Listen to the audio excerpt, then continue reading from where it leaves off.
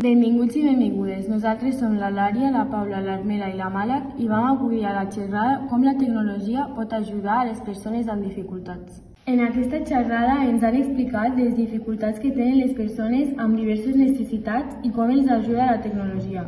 El divendres 10 d'octubre de 2025 a la Sala Europa de l'Ajuntament de Salou, on van comptar amb la participació de 3 especialistes de l'Associació d'Alzheimer i d'altres trastorns neurocognitius i la Fundació 11. Va ser un taller en els que els especialistes preguntaven i interactuaven amb els alumnes, que feien diferents preguntes sobre el tema. Creieu que la tecnologia farà que tothom pugui viure més igualtat?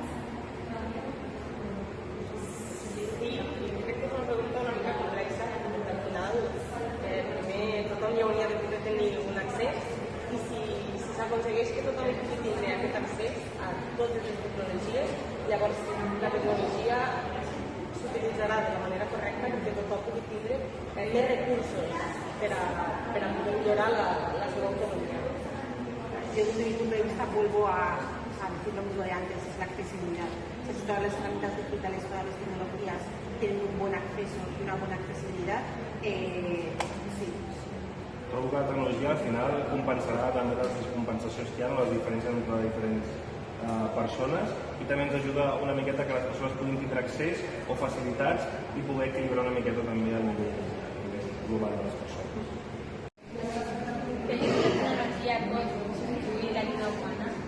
Jo penso que al final calim en la companyia i aquest acompanyament que crec que té des de totes les entitats que treballen en el col·lectiu és impossible.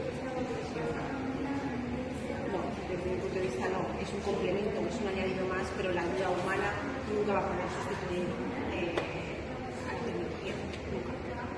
Trobo que la tecnologia al final és un element o un recurs que ens pot ajudar al nostre dia a dia, però al final acompanyat també una calia humana, al final és el més important i cap a on volem.